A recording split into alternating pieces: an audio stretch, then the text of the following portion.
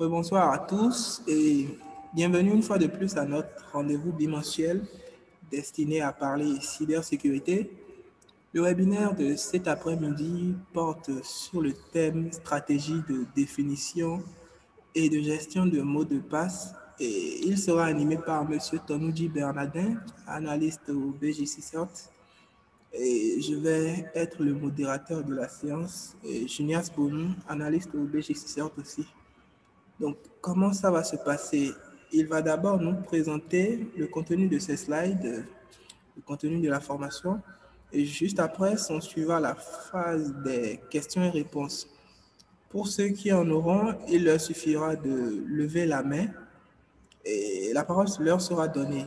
Ou plus simplement, ils peuvent écrire les questions dans le chat et donc l'animateur y répondra le moment venu. J'espère que vous serez des notes jusqu'au bout. On y va. Monsieur Tonouji, vous avez la parole. Alors, bonsoir à tous et bienvenue dans ce webinaire parlant des stratégies de définition et de gestion des mots de passe.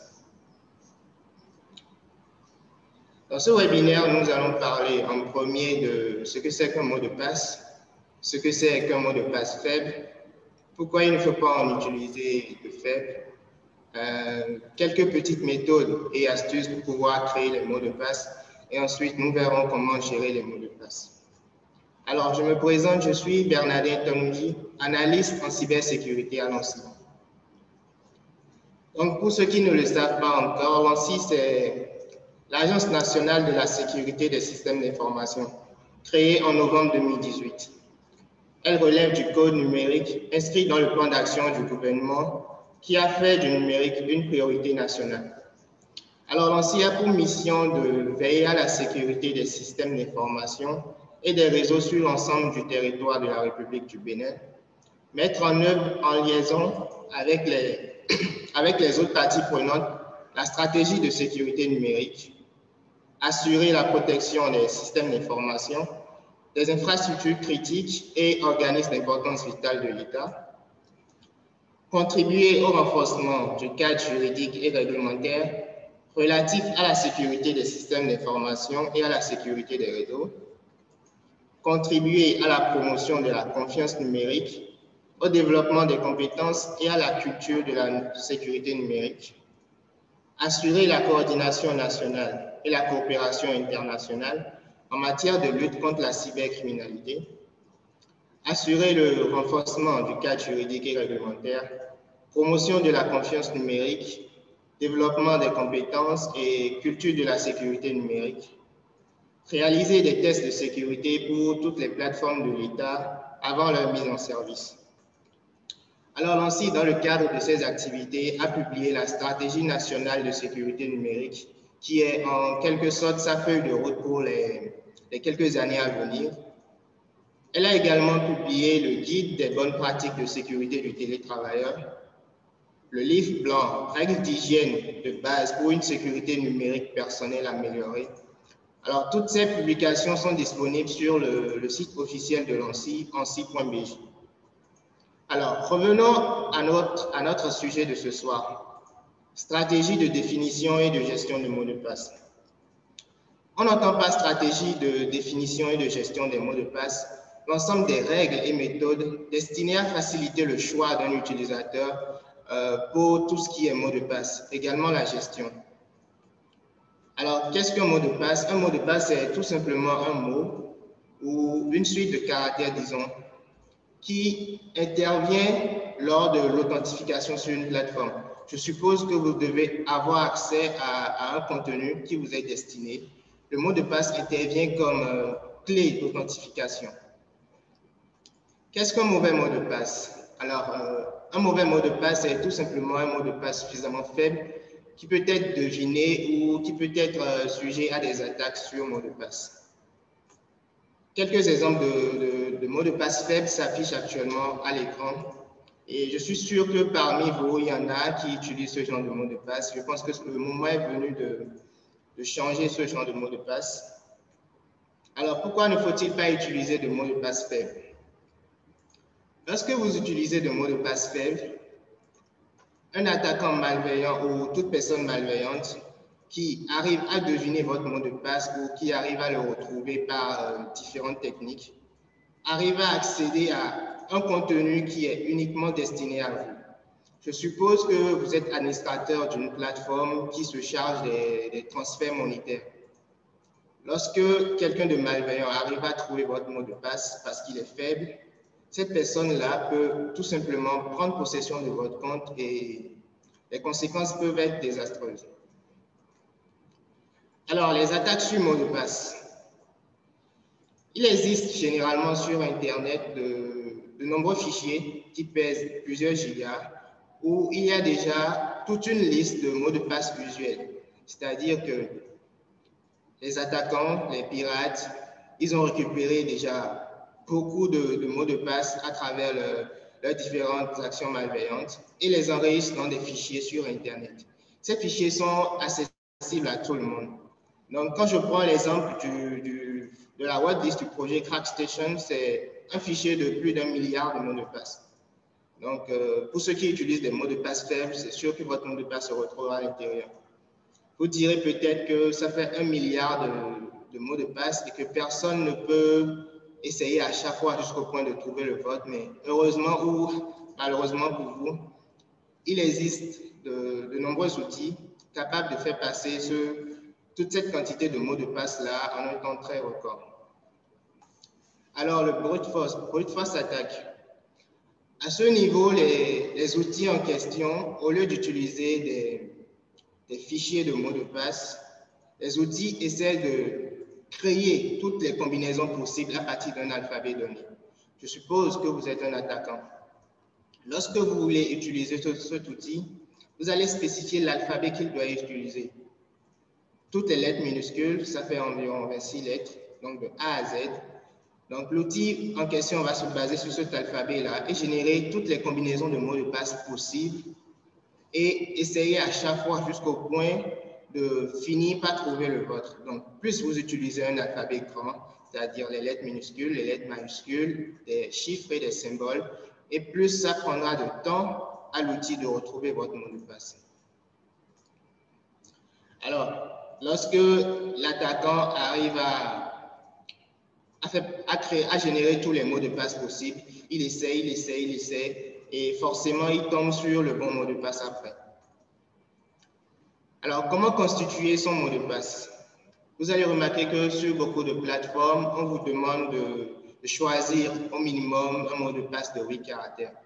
L'ANSSI vous recommande 12 caractères. 12 caractères parce que lorsque vous choisissez un mot de passe de 8 caractères, qu'il soit constitué de lettres majuscules ou de lettres minuscules, ça prend environ 22 minutes pour générer toutes les combinaisons possibles. Et ça, c'est sur un ordinateur classique. Donc, plus vous utilisez un grand nombre de caractères pour votre mot de passe, et plus l'alphabet que vous utilisez est grand, je veux dire les lettres minuscules, les lettres majuscules, les chiffres et les symboles, et plus ça va prendre du temps à l'ordinateur pour générer tous les mots de passe possibles. Alors, nous allons présenter quelques petites méthodes pour vous aider à créer votre mot de passe. La première méthode, c'est la phrase mnémotechnique. Alors, celle-ci, elle est toute simple. Vous avez juste à choisir une phrase, vous prenez une phrase de votre choix, et lorsque vous êtes en train de prononcer cette phrase-là, vous récupérez tout simplement tous les premiers caractères de chaque mot. Donc, quand on se base sur l'exemple qui est affiché à l'écran, on dit « Serons-nous capables de choisir les éléments de la technologie qui améliorent la qualité de vie et d'éviter ceux qui la détériorent ?» J'avoue que cette phrase est un peu longue, mais vous avez le choix. Donc, on arrive à obtenir ce mot de passe-là d'environ 25 caractères. On va le rendre un peu plus complexe en remplaçant toutes les lettres E par le chiffre 3, en mettant toutes les lettres L minuscules en majuscules. Donc, ça nous donne un mot de passe bien complexe qui respecte ce qu'on a dit précédemment, c'est-à-dire les lettres minuscules, majuscules, chiffres et symboles. Alors, la seconde méthode, c'est la phonétique. À ce niveau, c'est également très intéressant.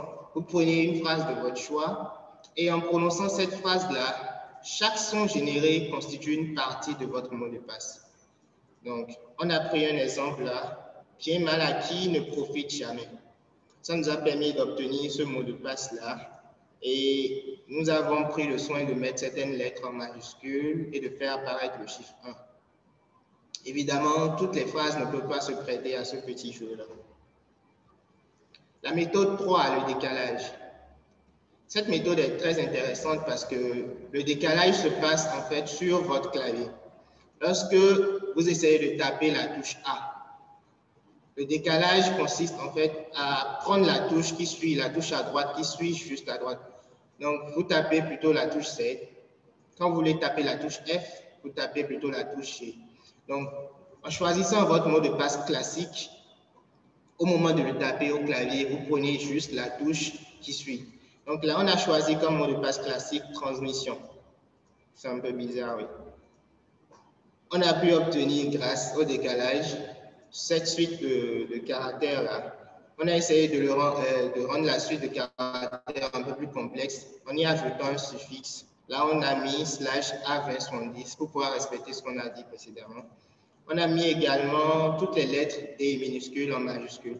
Donc, ça nous a permis de trouver un mot de passe fort, d'au moins 10 caractères, lettres minuscules, symboles, lettres majuscules et chiffres. La méthode 4, c'est l'utilisation des passe-phrases. À ce niveau, on utilise tout simplement une phrase, comme mot de passe. C'est-à-dire que vous prenez une phrase de votre choix et vous l'utilisez directement comme mot de passe. Donc, à ce niveau, nous avons considéré cette phrase-là. Chanter tous les jours est une passion. J'adore.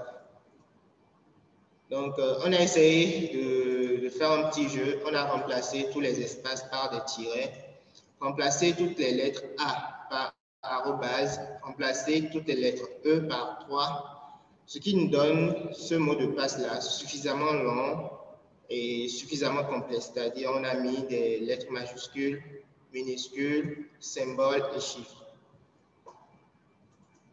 La méthode 5, c'est l'utilisation des générateurs de mots de passe.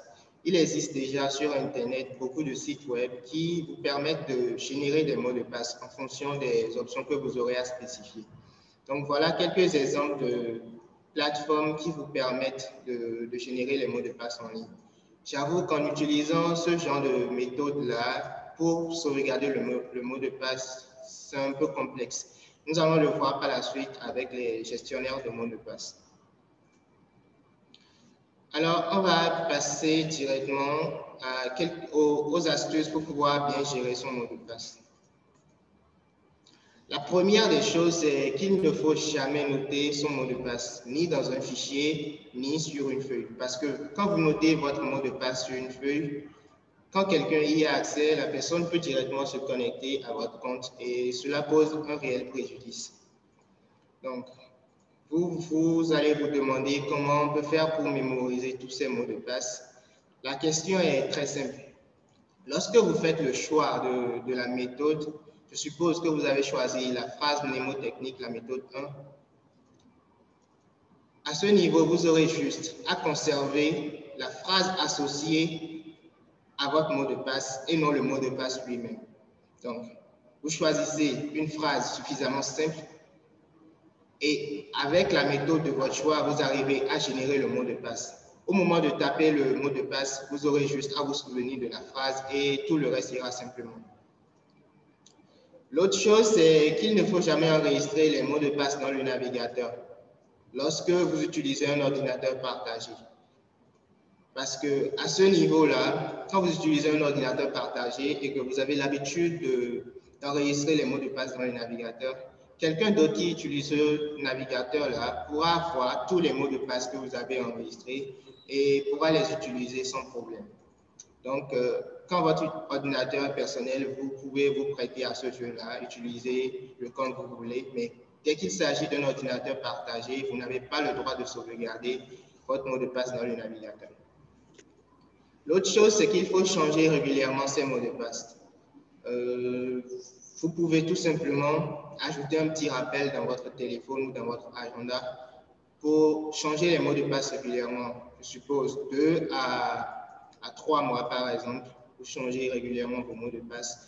Cela permet en cas de brèche, c'est-à-dire qu'il arrive parfois que certaines plateformes se fassent pirater et que les mots de passe fuitent sur Internet. Alors, quand cela arrive, vous êtes sûr au moins que, parce que vous changez les mots de passe chaque 2 mois, par exemple, vous êtes sûr que le mot de passe qui a fuité ne sera plus utilisé par qui que ce soit. Alors, l'utilisation d'une authentification double facteur. Donc, à ce niveau, c'est juste un second mécanisme de contrôle que vous ajoutez à votre compte. Lorsque vous essayez de vous connecter sur votre compte Twitter, par exemple, et que vous avez activé l'authentification double facteur, après avoir mis le mot de passe, Twitter va vous envoyer un petit message avec un code à l'intérieur que vous serez obligé de taper pour pouvoir vous authentifier. Alors, ce mécanisme-là permet de vérifier que c'est vous qui tentez d'avoir accès à votre compte. Donc, c'est un second mécanisme de contrôle que vous pouvez ajouter à vos comptes pour être sûr que personne ne prendra possession de ces comptes-là. L'autre chose, c'est d'éviter d'utiliser des Wi-Fi publics. Lorsque vous utilisez des réseaux publics, vous n'avez pas connaissance de tout ce qui se passe derrière. Il peut y avoir une personne malveillante qui est tout simplement en train de renifler tout le réseau et qui peut capturer des données vous appartenant. Donc, l'utilisation de différents mots de passe pour chaque compte. Certains vont me dire qu'ils ont des dizaines de comptes, des vingtaines de comptes, mais c'est toujours important d'utiliser différents mots de passe pour chaque compte. Pourquoi? Parce que lorsque un de vos mots de passe fuite, je suppose que le mot de passe de votre compte Facebook a fuité. Lorsque vous utilisez ce même mot de passe-là sur différentes plateformes, la personne n'aura jusqu'à utiliser ce mot de passe-là, l'essayer sur votre compte Gmail, ça passe. La personne l'essaie sur votre compte Twitter, ça passe. La personne l'essaie sur votre compte PayPal, ça passe. Et ainsi de suite jusqu'à ce que la personne récupère tout ce qui vous appartient. Donc, c'est très important de choisir différents mots de passe pour chaque compte que vous avez. Alors, comment faire pour pouvoir sauvegarder tous ces mots de passe-là? Même si vous avez une dizaine ou une vingtaine de mots de passe, c'est possible de tous les garder et de ne pas vous embrouiller. Il existe déjà de nombreux gestionnaires de mots de passe suffisamment sûrs et que vous pouvez utiliser déjà pour générer des mots de passe et également enregistrer les mots de passe directement. Alors, on va le faire de manière très intelligente. On ne va pas enregistrer tous les mots de passe dans un gestionnaire de mots de passe. Donc, vous enregistrez uniquement les comptes qui ne sont pas critiques, les comptes qui ne sont pas sensibles. Vous enregistrez ces mots de passe-là dans un gestionnaire de mots de passe. Mais tout ce qui est messagerie professionnelle, messagerie privée ou compte critique dont vous ne voulez pas que le mot de passe fuite peut-être un jour, parce qu'il n'y a pas de confiance zéro, il n'y a pas de sécurité, absolue. Donc, ces comptes-là qui sont critiques pour vous, grâce aux petites méthodes, vous essayez de conserver ces mots de passe-là dans votre tête. Et tous les autres comptes que vous avez qui sont des comptes accessoires, par exemple votre compte Facebook, Twitter, tout ça, vous pouvez utiliser un gestionnaire de mots de passe pour enregistrer vos mots de passe. Alors, pour conclure, retenons tout simplement que les deux mots d'ordre sont faire usage de mots de passe forts et différents pour chaque compte dont vous disposez et également gérer de manière intelligente la sauvegarde de vos mots de passe. Alors, merci pour votre attention et j'espère avoir répondu aux quelques préoccupations que vous avez par rapport aux mots de passe. Et si vous en avez d'autres, nous allons les traiter tout à l'heure. Ok, merci M. Tonouji pour ce brillant exposé sur le thème stratégie de défense et de gestion des mots de passe. Nous allons donc passer à la seconde phase de ce webinaire pour tous ceux qui ont des questions, des préoccupations liées à la thématique ou pour ceux qui ont des questions, ceux qui sentent un certain manque dans les détails qu'il a donnés, ceux qui veulent des approfondissements sur des aspects qu'il a abordés, vous levez la main et je vous donne la parole et vous pourrez poser vos questions.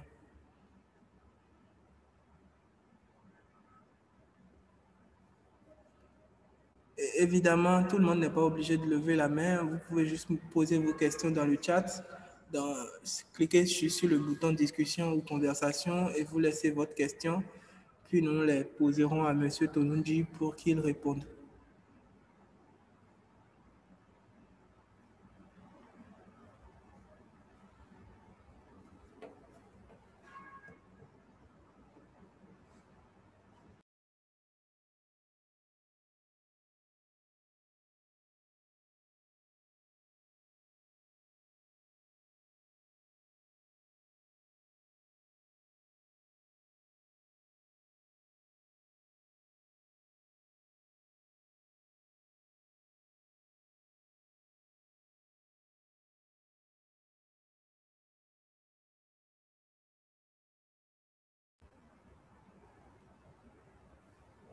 OK.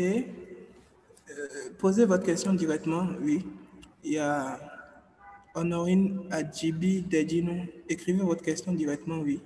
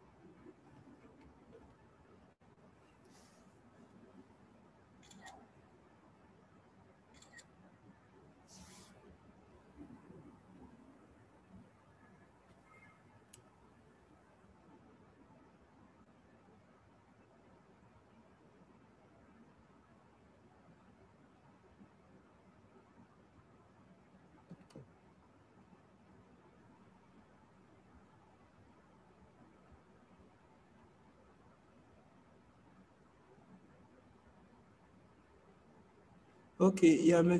Josaphat qui lève la main. En attendant la question de ceux qui sont dans le chat, je vais vous donner la parole. Allez-y, M. Josaphat.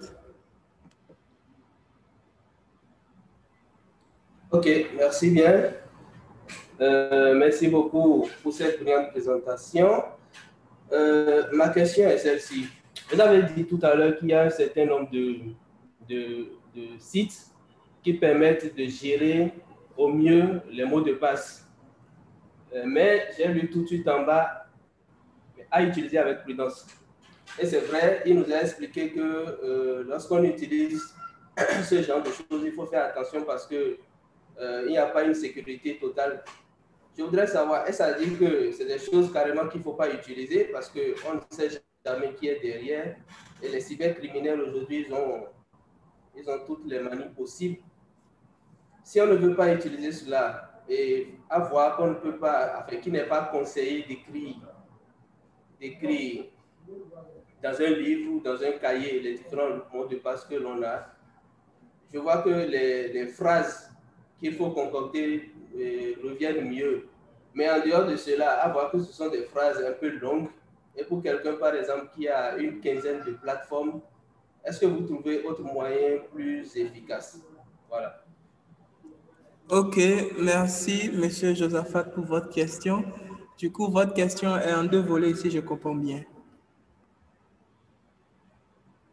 Donc, je vais juste... C'est cela même, c'est en deux volets. Je vais juste donner la parole à M.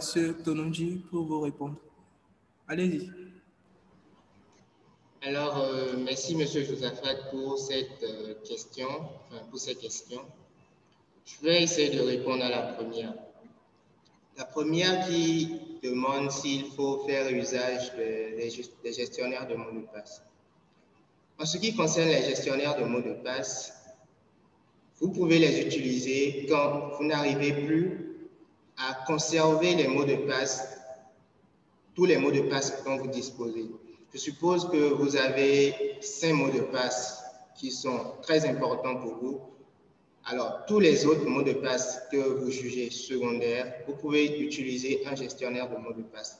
Alors, pour le choix du gestionnaire de mots de passe, le choix est très réduit parce que sur Internet et sur sur les plateformes, vous allez trouver de nombreux logiciels qui se présentent comme des gestionnaires de mots de passe. Il faut surtout faire très attention à télécharger les bons gestionnaires de mots de passe. Donc, vous pouvez faire vos petites recherches sur Google et essayer de voir les bons gestionnaires de mots de passe. Celui qu'on vous conseille, c'est KeePass. KeePass, Monsieur Junias va le mettre dans le chat pour ceux qui ont besoin de le télécharger. C'est un très bon gestionnaire de mots de passe. Et évidemment, on ne peut pas y faire tout de même confiance à 100%. Alors, pour la seconde question, vous pouvez choisir tout simplement votre méthode. Vous pouvez définir votre méthode à vous. Vous devez tout simplement vous assurer que cette méthode-là respecte au minimum 12 caractères et également vous donne un mot de passe constitué de minuscules, de majuscules, de chiffres et de symboles.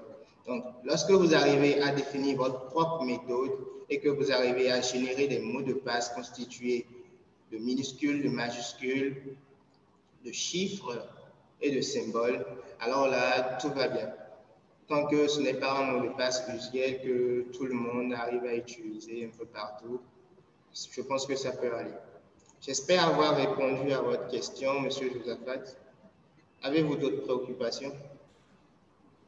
Oui, bon, pour finir, je voudrais savoir si on pourrait faire une petite démo en ce qui concerne le gestionnaire KeePass, histoire de voir comment ça fonctionne. Oui, Monsieur Josaphat, je vais vous dire que, bon, nous, à l'ANSSI, on ne travaille pas avec KeePass. Par contre, si vous voulez le fonctionnement de KeePass, j'ai envoyé un lien dans le chat, keepass.info. Vous avez toutes les informations dont vous avez besoin pour utiliser. C'est un gestionnaire de mots de passe aussi facile à utiliser que la plupart des programmes que nous utilisons au quotidien. Et s'il vous faut plus de détails, YouTube aussi est votre ami. Donc, je ne pense pas que vous ayez de difficultés particulières à utiliser KeePass. Donc, je crois qu'on a parcouru toutes vos préoccupations. Confirmez-moi cela. Allô? Oui, c'est bon, merci beaucoup. Ok, je vous en prie. On va passer à d'autres questions. Pour l'instant, on va d'abord s'arrêter, prendre les questions qui sont dans le chat.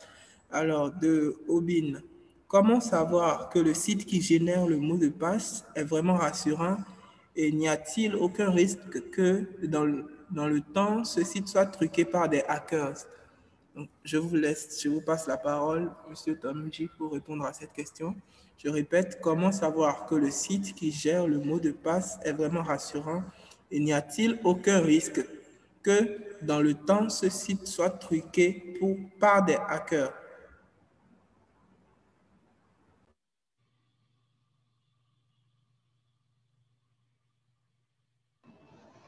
Alors, merci pour votre question, Madame Robin.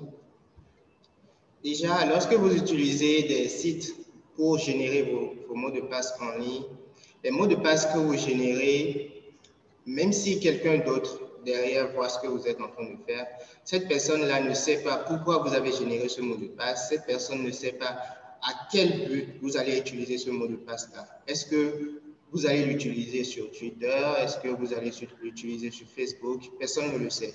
L'identifiant que vous allez utiliser, personne ne le sait.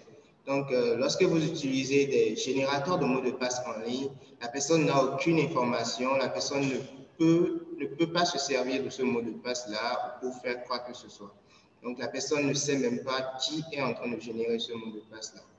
Donc, de toute façon, il faut tout de même faire confiance.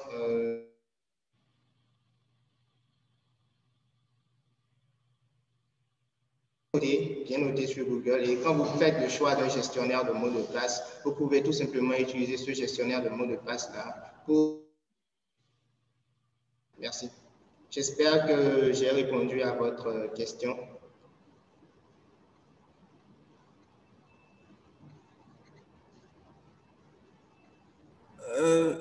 Honorine Adjibi Dejinou, apparemment, elle n'est plus... Enfin, son micro Je n'est pas... suis là. Je suis là. Ok. Est-ce que vous avez eu satisfaction pour votre question. Vous avez compris ce qui est un peu le mécanisme derrière la génération de mots de passe et pourquoi on ne peut pas remonter jusqu'à vous pour aller réutiliser le mot de passe généré.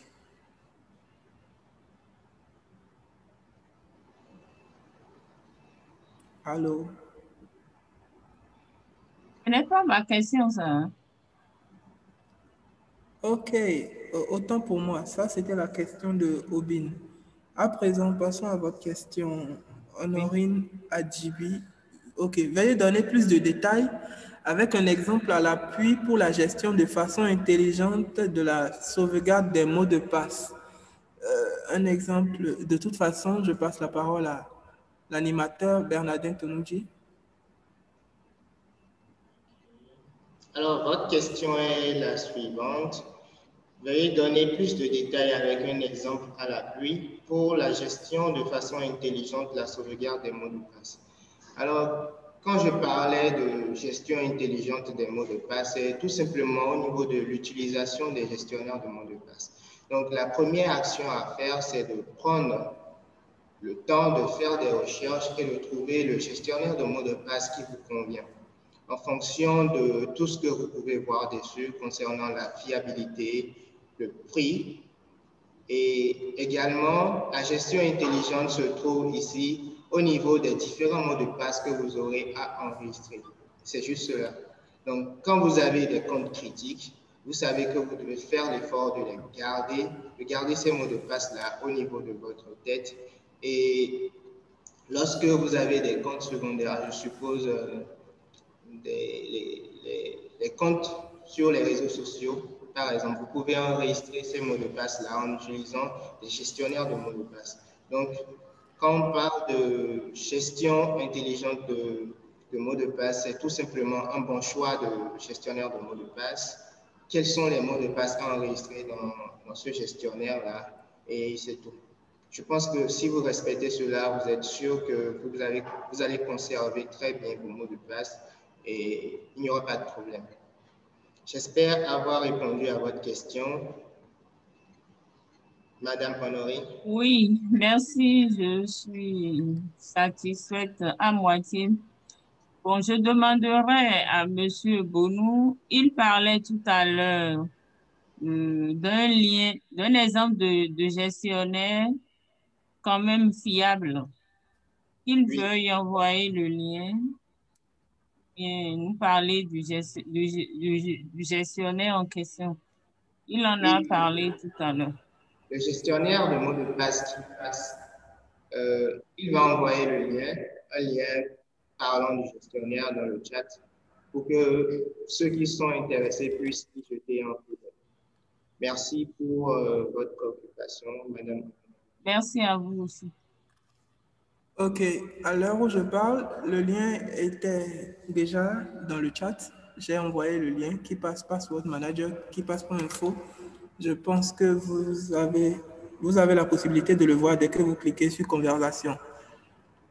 Bon, pour passer à la suite, nous allons voir là Marlorie Amoussou qui dit « Bonsoir à tous. Si vous n'utilisez pas les mots de passe à l'ancien, comment assurez-vous donc la sécurité ?» Marlorie Amoussou est en ligne là. Déjà, bonsoir. Sûrement, il y a eu un malentendu. Nous n'avons jamais semblé dire que nous n'utilisons pas de mots de passe ainsi. Au contraire, nous utilisons les mots de passe et les meilleurs mots de passe possibles pour assurer une sécurité de plus en plus solide. Donc, je ne sais pas d'où est parti le malentendu, mais je vous rassure, à Nancy, nous utilisons bel et bien les mots de passe et de la meilleure des manières, si c'est ça votre préoccupation. Est-ce que Marlorie Amoussou est toujours avec nous? Oui, merci. Ok, je vous remercie pour avoir mis un point d'honneur là-dessus pour recevoir les clarifications qui s'imposent. Hein. Alors, par suite, passons à Obin again. Très souvent, Google propose d'enregistrer les mots de passe.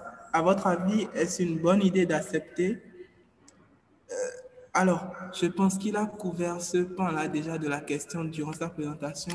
Pour gagner du temps, on ne va pas trop reparler là-dessus. Il avait dit que ce n'était pas du tout une bonne pratique de sauvegarder ses mots de passe dans le navigateur. Il avait expliqué les risques qui allaient avec parce que désormais, n'importe qui se retrouve sur votre ordinateur peut aller cliquer là où il faut et récupérer toute la liste de vos mots de passe. Donc, c'est une très mauvaise pratique et elle doit être évitée à tout prix.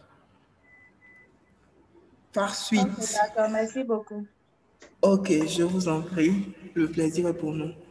Par suite, Marlorie Akosu, je n'ai pas eu réponse à ma question. Oui, je suppose que ce message est venu avant qu'on ne réponde finalement à votre question.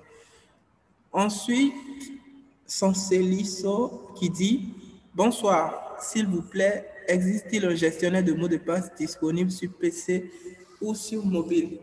Là encore, il en a reparlé. Je vais lui redonner la parole pour qu'il vous reparle de cela. Au cas où vous n'auriez pas été en mesure de nous rejoindre à temps, il va repasser là-dessus. Monsieur Tononji. Alors, bonsoir, Monsieur Sanseliso. Concernant votre question, nous avons évoqué lors de la présentation quelques gestionnaires de mots de passe comme KeePass ou OnePassword qui sont multiplateformes. Donc, vous pouvez les utiliser autant sur votre ordinateur que sur votre smartphone. Donc, merci pour votre question.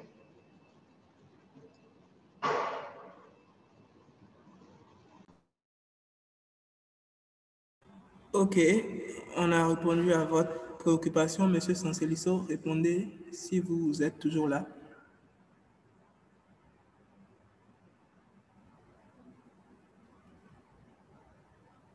Allô? Bon, on va passer à autre chose. Un nouveau message, ok. Sanseliso. Ok, excellent. Il était venu en retard. Ok, du coup, je pense que la question est répondue à présent. Si quelqu'un d'autre a une question, il lève la main, on lui accorde la parole ou il écrit sa question dans le chat.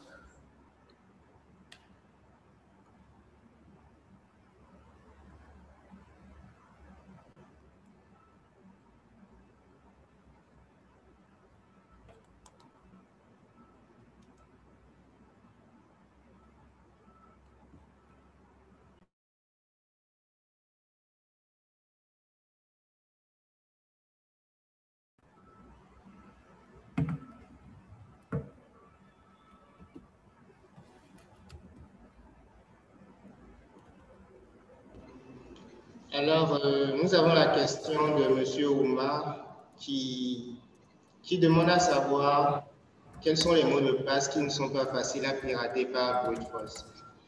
Alors, le brute force attaque d'abord quand on essaie de faire la présentation. On avait expliqué que à ce niveau, les outils arrivent tout simplement à générer toutes les combinaisons possibles en prenant en compte les alphabets qui ont été choisis. Donc, lorsque vous utilisez l'alphabet des lettres minuscules, par exemple, ça fait environ 26 caractères. Lorsque vous y ajoutez les lettres majuscules, ça fait 26 fois 2, nous avons 52 caractères. Donc, lorsqu'on essaie de calculer le nombre de combinaisons possibles, ça va nous faire, pour un mot de passe, je suppose, de 6 caractères, ça va nous faire 52 à la puissance 6. Alors, plus vous augmentez l'alphabet, c'est-à-dire vous ajoutez les chiffres de 0 à 9, ça fait 10, donc ça nous fait 62. Vous ajoutez quelques symboles, le nombre est encore plus grand, donc ça fait ce nombre obtenu là à la puissance 8 également. Donc, plus l'alphabet que vous utilisez est grand, et plus ça prendra du temps à l'ordinateur de générer toutes ces combinaisons possibles là. Donc, quand vous utilisez un mot de passe de 8 caractères et quelqu'un qui utilise un mot de passe de 12 caractères, forcément l'ordinateur prendra plus de temps avant de trouver tous les mots de passe possibles pour ces 12 caractères. Donc, les mots de passe qui ne sont pas faciles à brute forcer tout simplement. Ce sont les mots de passe minimum 12 caractères composés de lettres minuscules, de lettres majuscules, de chiffres et de symboles. J'espère avoir répondu à votre question, Monsieur Oumar. Vous pouvez répondre dans le chat ou essayer de prendre la parole.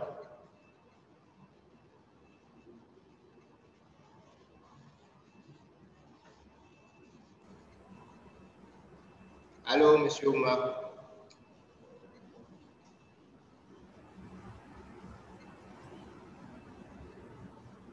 Il ne semble pas en ligne. On va supposer qu'il a eu satisfaction à sa préoccupation. Ensuite, y a-t-il quelqu'un d'autre qui a une préoccupation vis-à-vis de la thématique de ce soir?